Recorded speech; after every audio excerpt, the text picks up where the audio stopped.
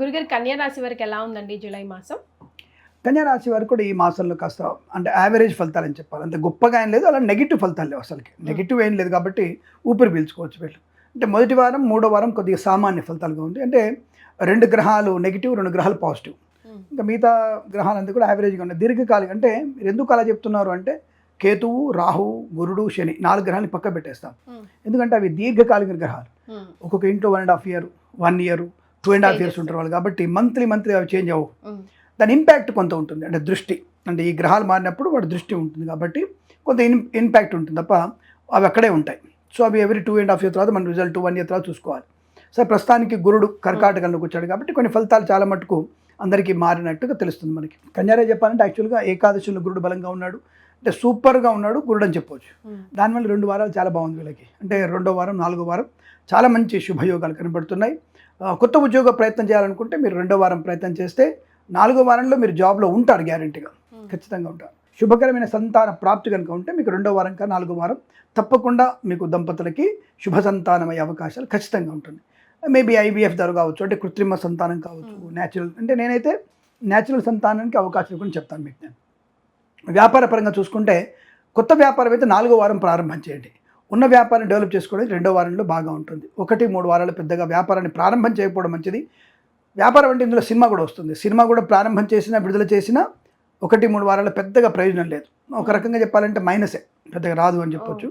అదే మీరు 2-4 వారాల్లో చేసుకుంటే మాత్రం చాలా మంచి అభివృద్ధి పొందుకునే మంచి ప్రాఫిటబుల్గా ఉండే అవకాశం ఉంటుంది. కొత్త చిత్ర నిర్మాణం అయినా పర్వాలేదు, బాగా ఉంటుంది. వ్యాపార పరంగా చూసుకుంటే ఫార్మా, సిమెంటు, ఐరలు, ఇటుకలు, కన్స్ట్రక్షన్, రియల్ ఎస్టేట్, మద్యపానం, హోటల్, ఆటోమొబైల్, ఎలక్ట్రికల్ వ్యాపారం, విద్యాలయ, వ్యాయామ, చిట్ ఫండ్, ఫైనాన్స్ వ్యాపారంలో కానీ, ఈవెంట్ చేసేవారికి, అలాగే ఇంటీరియర్ ఎక్స్టీరియర్ ఫర్నిచర్, గాజు పరిశ్రమ, అలాగే కన్సల్టెన్సీ ఆధారపడే వారికి మంచి లాభాలు పొందుకునే అవకాశాలు, రాజకీయ రంగంలో అభివృద్ధి, సినిమా రంగంలో లాభాలు, కళాకారుల క్రీడాకులకు అనుకూలంగా ఉండడం, ముఖ్యంగా 2వ వారంలో రాజకీయ నాయకులకి మంచి పేరు ప్రఖ్యాతులు వచ్చే అవకాశం. ఏదేమైనా ఈ రాశి వారికి బీ కేర్ఫుల్.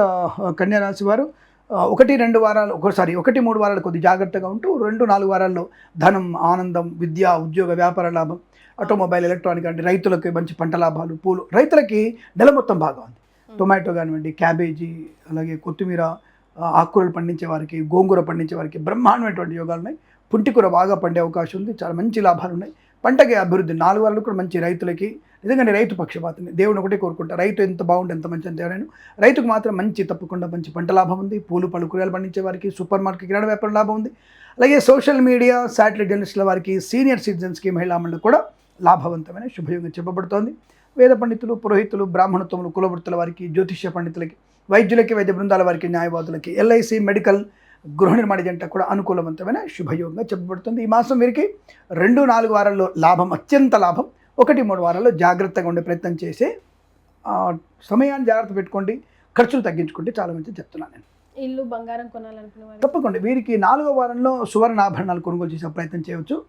2వ వారంలోనే గృహ సంబంధ ప్రయత్నాలు చేయండి. ఎందుకంటే 2వ వారంలో మీకు గురువుతో పాటుగా చతుర్థాధిపతి బలంగా ఉన్నాడు. అంటే చతుర్థాధిపతి అంటే చంద్రుడు బలంగా ఉన్నాడు కాబట్టి తప్పకుండా మీరు ఈ 2వ వారంలో కనుక మీరు ఇల్లు కొంటే మంచిది.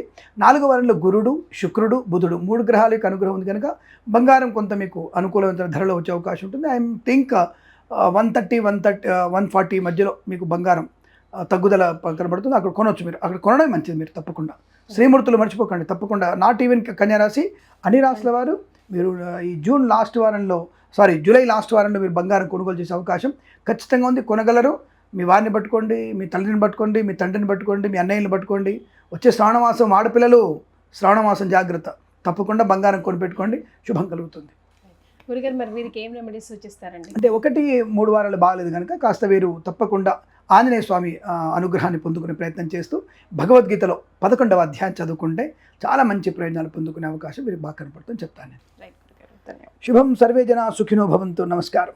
And for more videos, please subscribe to iDream. Please subscribe to iDream. Please subscribe iDream. And please subscribe to iDream. For more videos, subscribe to iDream. please like, share and subscribe to the channel. Congratulations, iDream. Subscribe to iDream. Subscribe to iDream. So subscribe to iDream Media. iDream ki iDream team andarki huge congratulations. Please subscribe iDream Media. Please subscribe to iDream. Subscribe iDream. Please subscribe to iDream.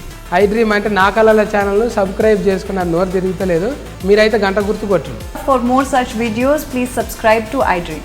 Subscribe to iDream. Please subscribe to iDream. Please subscribe iDream Media. Please do subscribe to iDream. Please subscribe to iDream Media. For best entertainment and information, please subscribe iDream. And don't forget to subscribe to iDream.